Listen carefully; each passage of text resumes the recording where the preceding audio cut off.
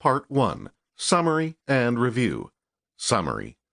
The Radium Girls, The Dark Story of America's Shining Women by Kate Moore, is a gruesome account of the effects of radium on young women who worked with radium-based paint in the first part of the 20th century. Centering on two exploitive radium plants in Orange, New Jersey, and Ottawa, Illinois, the sad story follows the lives and deaths of female workers who became known as the Radium Girls. Radium has been known to be a dangerous substance since 1901, but it wasn't always widely recognized as such. This was for a lot of reasons, including the fragmented medical community, a lack of regulation in the United States, and the general sense of awe surrounding radium, which was then known as a miraculous material. When a watch dial painting studio opened in Newark, New Jersey in 1916, young women in their teens and 20s clamored to work there.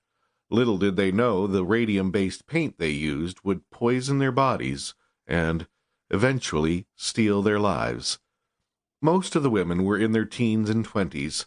The work felt glamorous, at least compared to jobs in factories or shops.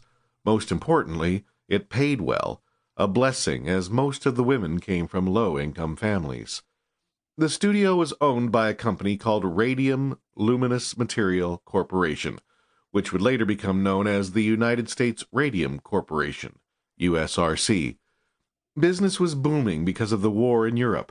The glow-in-the-dark paint the dial painters used was made with radium, and the delicate technique they used to paint the dials required lip pointing, which kept the bristles of the paintbrush from spreading. The powder used to make the radium-based paint dusted everything in the studio, including the women's skin and clothes. At night, they literally glowed in the dark. But that wasn't as damaging as the radium that the painters were ingesting each and every time they put the brushes in their mouths. When one 14-year-old worker had a health scare, the dial painters confronted their manager about the toxicity of the paint, but he assured them it was completely safe. Their fears were assuaged.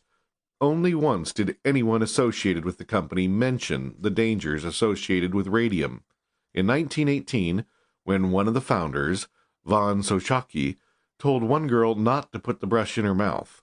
But his warning was vague and mentioned only in passing, so the girl didn't take it seriously. Indeed, von Sochaki himself didn't take his own advice, as he would himself die from radium poisoning years later. When the United States joined World War I, the dial painting business expanded. The studio moved to Orange, New Jersey, and many new women were hired. Even after the war had ended, business was brisk. By 1920, some women who worked there had started to experience symptoms, but the symptoms were vague and innocuous. Little aches and a touch of tiredness. To keep listening to this audiobook, I've left you a link in the description so you can do it, at no cost thanks to Audible's 30-day free trial.